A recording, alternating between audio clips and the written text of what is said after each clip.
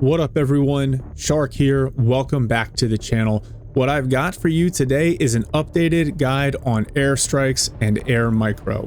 What we've seen over the last really couple of months is the meta for airstrikes to shift away from air-to-ground missiles and towards more smart free-fall bombs and these like tactical cruise missiles available to the Russian side. So what I'm going to do today is I'm going to walk through the strike sequence that you see the best players using at the very top levels, the top of the leaderboard. And then we're going to walk through the different munitions, the number of shots to kill in different scenarios, and some of the loadouts that you can use to maximize not only effectiveness and availability, but minimize the cost so you can trade effectively in your fight. So without further ado, let's get to it. So before I get into demoing some of these strikes, I want to walk through the sequence because at game speed, a lot of these things have to happen very quickly and in a specific order. So we're just going to kind of walk through it, starting with bombing runs. This works for high altitude, low altitude, smart bombs, etc. The order is slightly changed for cruise missiles, which we'll talk about here in a minute. But the first thing you want to do is bring your aircraft onto the field, bring it to low altitude, have it loiter in the rear. Remember, an aircraft that is loitering is much more responsive than an aircraft that you have to call in. So if you're expecting a certain kind of target, make sure you just have that aircraft available. This is really easy if you have like an air spam deck with several airframes, so you can just afford to have them loiter. And if they run out of fuel before they drop, no big deal. You send them back and you get them back a couple minutes later. If you have harms, it's important that you go to hold fire or you disable the harms in the munitions menu at the bottom of the screen to make sure they're not fired prematurely. Once you identify your target, you're going to go into your strike sequence.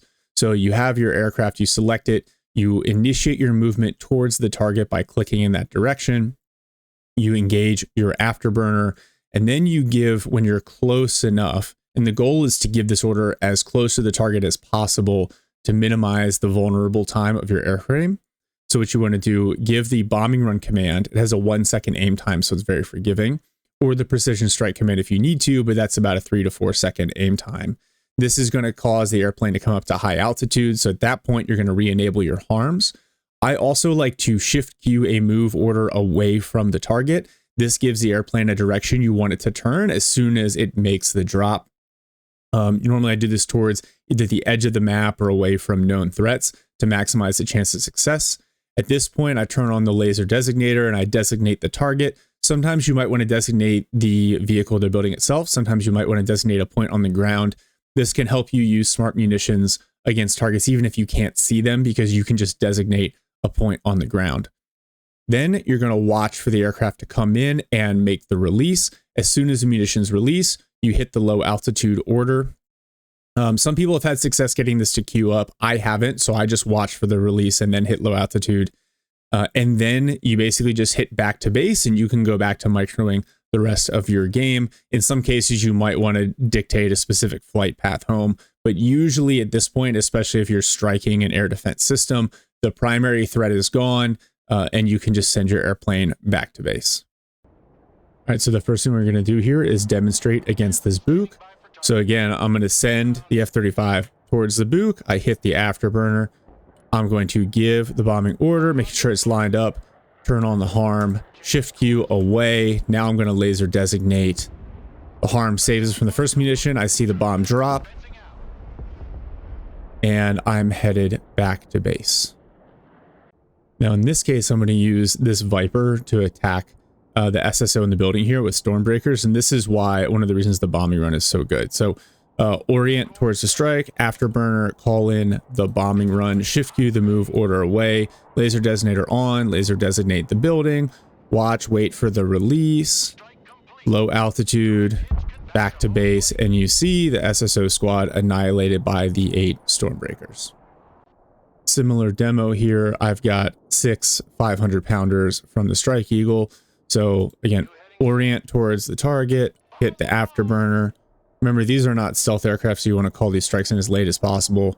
Initiate the bombing run, queue up the away move order, laser designate, watch the release, low altitude, back to base.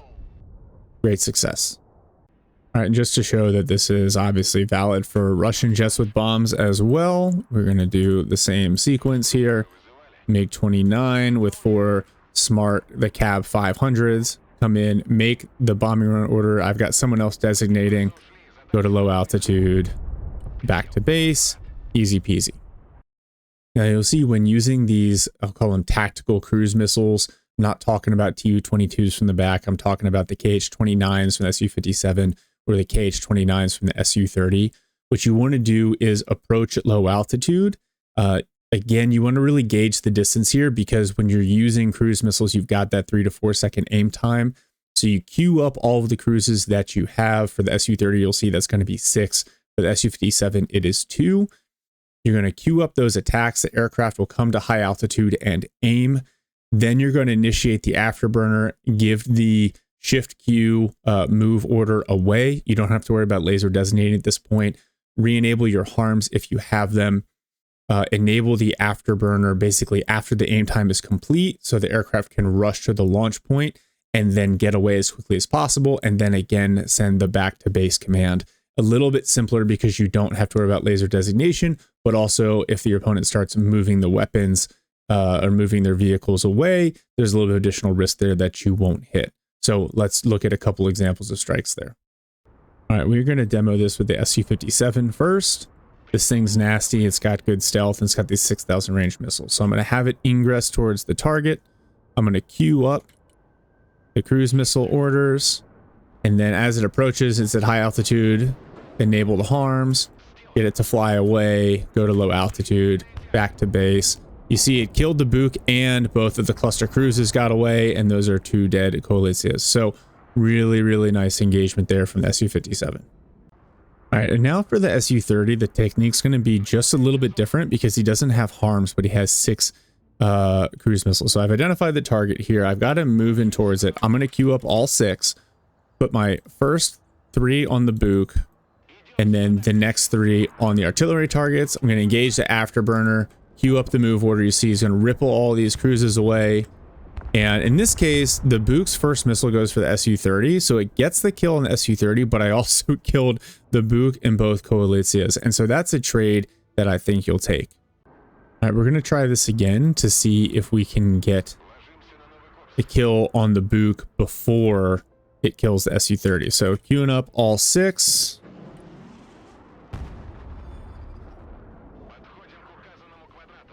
All right, so the first 4 come in on the Buk, next 2 on the Coalizia, and just like that, everything is dead.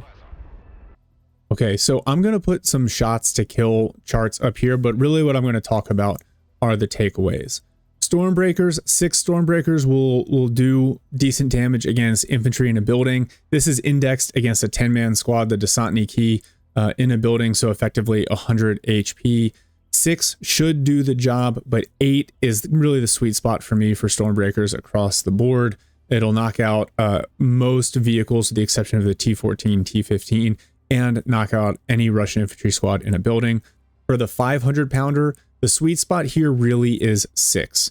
8 is overkill, 6 will one-shot anything in the game. 4 is good enough against infantry in buildings and light vehicles, but you'll see in some of the build-outs, you can easily bring 6 of these, so worthwhile. The 1,000 pounders I found are really never worth it on the US side. It's just kind of that awkward, not sweet spot. Still takes 4 of them to kill any infantry squad in a building. It's going to take 4 to knock out any vehicle in the game, and 2 for most vehicles. The problem is the price. They're just way more expensive than the 500 pounders. So in most cases on the US side, you're better off taking more 500s than 1,000 pounders. The 2,000 pound JDAM will one-shot most things. It's actually not really good against infantry. It will almost one-shot a T-14 and a T-15, but pretty much anything else in the game will get one-shot, and it has a good blast radius against infantry in the open, just not in a building. It really just doesn't do that much damage. On the cluster side of the house, the JSOW at 8.5 damage. So that's going to, 2 of those will kill pretty much any vehicle in the game. 3 is required to kill the very heaviest. Clusters do good suppression against infantry, but no real damage. The CBU-78, the 500 pound rock eyes, these are the smaller ones found on the F-16.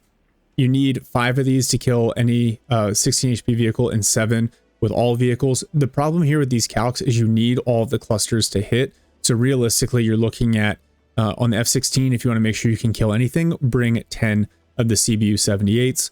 Likewise, for the 1,000-pound rock eyes carried by the Strike Eagle, if you want to make sure you can kill anything, make sure you bring at least 6 of them. Otherwise, you'll have some vehicles left over. All right, on the Russian side, is a little bit trickier because they have fewer laser-guided munitions and more of these cruise missiles. So kind of just running down here. The KH-29, it's got a question mark and an asterisk. Here's what you need to know. These are for one-tapping, like light skin support vehicles, artillery pieces, SAMs, etc. So 1 missile per vehicle is usually good with these. You can use it against infantry in the buildings, but you're going to have to expend at least 4. Remember, some U.S. infantry squads are really chonky, like the Marine Raiders. They get up to 140 functional HP in a building. So KH-29 is not recommended for anything other than what I classify as like support vehicles. The CAB 500, remember, all of the Russian weights are in kilograms, so it's essentially a 1,000-pound bomb.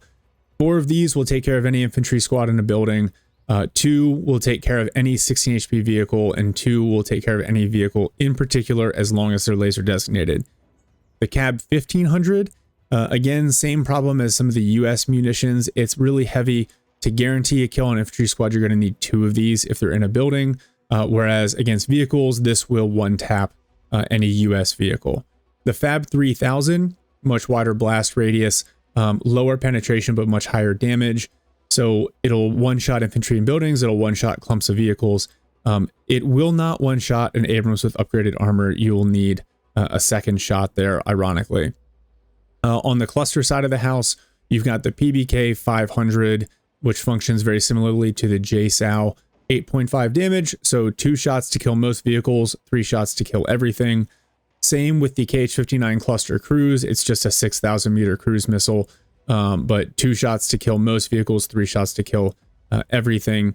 And then the RBK 250 and 500, these are the Russian clusters. They follow the same format as the US, with their base damage of 4 for the 250 and 5 for the 500. So most 16 HP vehicles, assuming all of your clusters hit, 4 is plenty for all of those. However, the spread on clusters isn't always consistent. So in reality, you're going to want to bring at least 6 of the 250s or 6 of the 500s to guarantee you can kill whatever US vehicles you hit with these.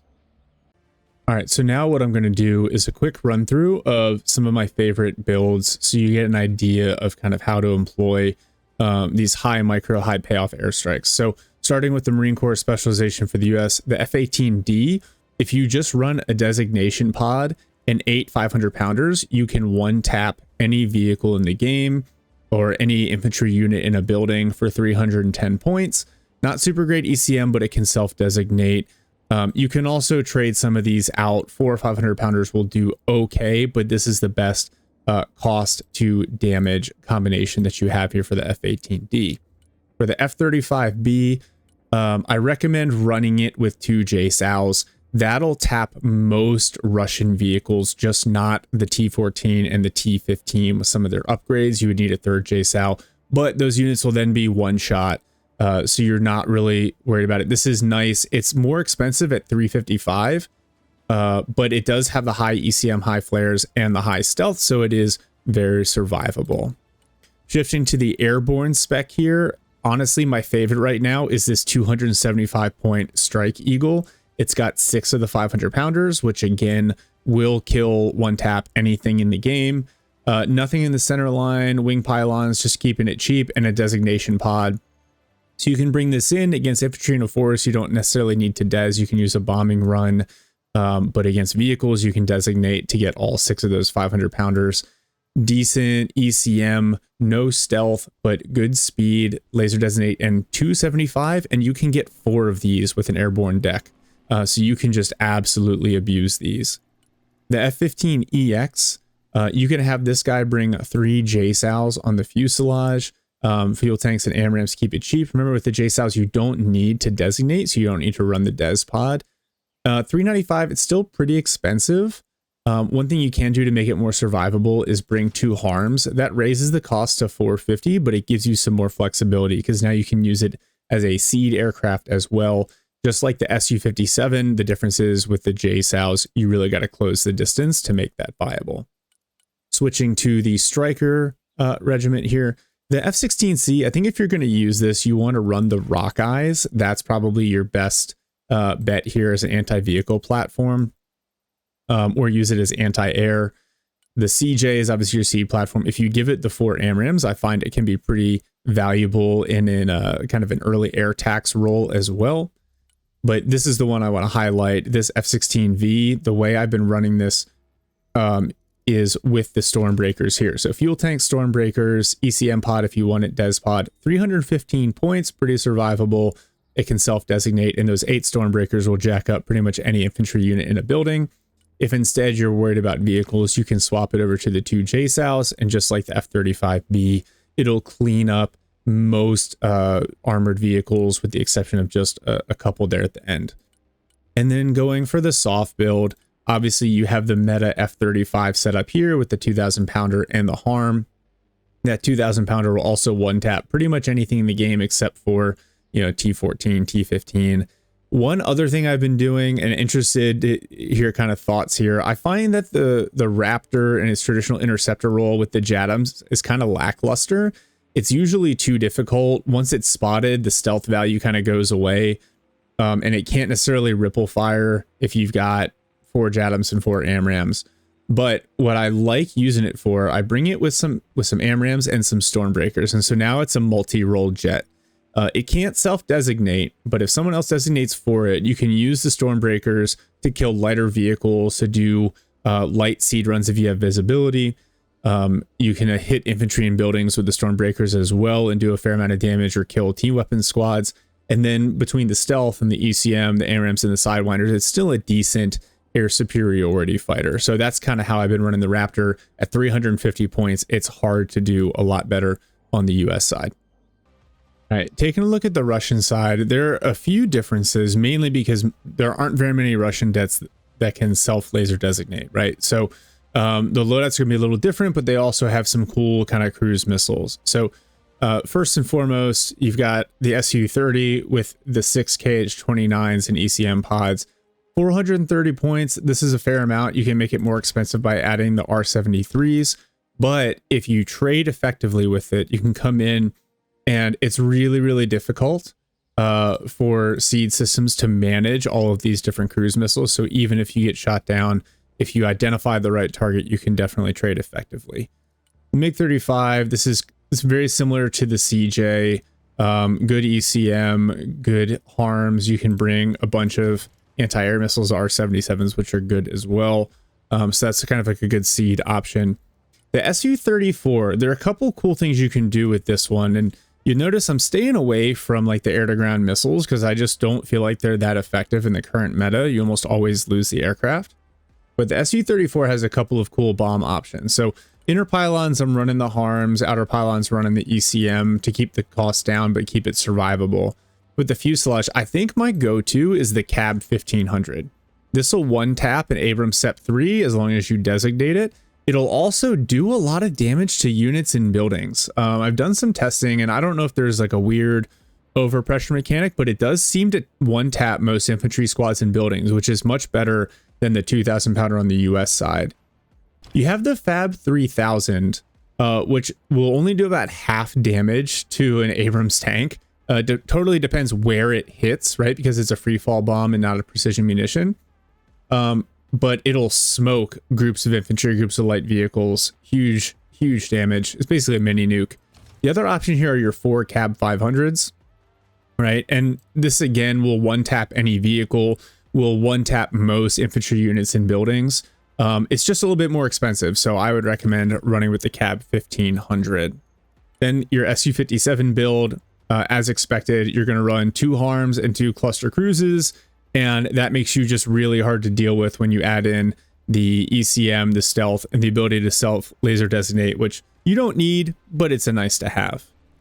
From the motorized infantry, so you can run, depending on the spec, right? Like if you're guard moto, you're probably going to need to run this guy as an anti-air platform. But if you don't need to, right, you can use this as a strike platform as well. So you've got the Su-24s, this one, the MP is going to be your seed platform. This you can run with a bunch of clusters and incendiaries. It's relatively cheap. But you can do some cool stuff with the MiG-29 SMT here. If you run 4 of these CAV 500 smart bombs, you can one tap anything in the game as long as you have something to laser designate. You can also go really cheap and run fuel tanks instead. And for 275, remember these are 500 kilo smart bombs, so they're basically 1,000 pounders. Getting 2 of them, getting laser designate, 2 good hits on an Abrams will one tap it. You can also do a bunch of damage to infantry units and buildings. So relatively cheap, something to keep in mind there. On the coastal side, your MiG-29 is more of your anti-air. Your Su-33, same kind of thing. The difference here is that it doesn't have access to smart bombs. So you can run these Fab 250s, you can run some Fab 500s, you can bring in a bunch of these, and it'll do good damage to infantry units and buildings, right? All these bombing runs. At 245, right, this is relatively inexpensive, but without the ability to drop like laser designated, I don't trust this to actually kill anything but the lightest vehicles. So kind of a niche weapon there. That's why I think with coastals, you mainly see people run MiG-29s and Tu-22s. It's just a better combination overall. And then finally, from the mechanized infantry here, you have the Su-27 with its PBK 500 smart clusters. These are almost identical to the JSOW. They'll 2 of them will one tap most US vehicles. 3 are needed for a SEP V3 with the upgraded armor. But other than that, I mean, you can use this relatively inexpensive with some anti-air capability, ECM pods, to get in and knock out enemy vehicles, especially if you're running kind of a weird spec combination like Moto Mech, where you don't have some of the better options from the VDV Brigade. All right, so a couple of takeaways here. First is the importance of laser designation. I know when I published my initial air guide video a long time ago, I said you don't want your airplanes to self-designate. And that was based on kind of the old model of having them loiter over the target and then drop. Now, watching some of the super high-end players execute this technique over and over, a plane that can des for itself is very, very powerful as long as you set up the drop run the right way. So any plane that can self-designate provides a lot of value for you, especially if you can come in at high speed, low altitude, and avoid being spotted. Second, harms are really, really valuable primarily as self-defense. Sometimes, you know, you can bring in a Prowler or a MiG-35 with multiple harms, and they might be able to overload an enemy's air defense system. But more often than not, I see the value in the harm as firing at the SAM and forcing the SAM launcher to defend itself from the harm, allowing you to get in and drop with the other munitions. And also, you got to keep in mind a lot of the one-shot SAM systems, so the Buk M2, the S300, the Patriot PAC-2, they're semi-active systems. So all you have to do is drop the munition, because once you kill the launcher, it doesn't matter if the missile's in the air, it's going to go haywire and miss you. So great way to defend yourself in that way. A lot of the builds that I showed, I focused on getting the price down as much as possible, but there is some value in having these planes run AMRAAMs or R-77s or R-73s or Sidewinders. In a lot of cases, when you have these airplanes up and loitering on the back line, they can act like a cheap air superiority fighter, using their optics to spot other airplanes as they come around the battlefield, using AMRAAMs, R-77s to shoot down drones that are loitering before you actually go in and make your strike run. So sometimes the multi-role aspect there can be really helpful. This does show, though, this technique shows the value of air superiority fighters, because ground-based radar is not going to detect even the non-stealthy airplanes, usually until it's too late. I have had a lot of success recently using Strike Eagles and F-16s to drop against vehicles, infantry, support weapons, whatever, because if the enemy doesn't have an air superiority fighter up, they'll get in and release long before any ground-based SAMs can get a shot off. And then if it's not a one-shot SAM system, a lot of times I might take some damage, but I'm getting the airplane back, and so you're trading really, really effectively. And then the last thing, just remember, like, the power of laser designation. A lot of these weapons will rely on laser designation for max effect, right? Especially against heavy vehicles. There is some RNG here. Sometimes if you miss the vehicle, you land behind it, it gets a rear armor hit. But the best place to attack almost any vehicle in the game is the top armor, and laser designation is the best way to make sure you get that. So when in doubt, laser designate, On the Russian side, it's a little harder because you have to have like ground unit spot because most of the airplanes can't self-des. On the US side, make sure you're abusing all of those US units that can designate for themselves. It's really powerful. So I hate that I'm giving away all of these like meta tactics, but air is more powerful, especially now that we're focusing heavily on ground maneuver warfare. On the US side, I feel like you really need your airplanes to carry that fire support burden. On the Russian side, you've got good tube artillery, so you're not as reliant on air power to destroy like infantry and buildings. You can use some of the really good Russian artillery pieces, but for the US side, a lot of the decks now really relying on air to get the job done. And so I wanted to highlight some of these builds and this technique so we can start to see, you know, higher level, more aggressive play from the top players kind of filter its way down into those of us who are still working our way up the ELO ladder. So I do want to shout out Barmery.net. They made this testing a lot easier. If you go in, it can be a little overwhelming, but there's so much data in the system. Shots to kill calculators, damage calculators, etc. It is really valuable. So I recommend if you're interested in this stuff and you want to do some testing of your own, spend some time there. It'll really help out. And other than that, thanks to all of my teammates who tolerated me just spamming aircraft for most of the games I played recently. And that's it. That's going to do it for this one. I hope this is helpful, and we'll see y'all in the next one.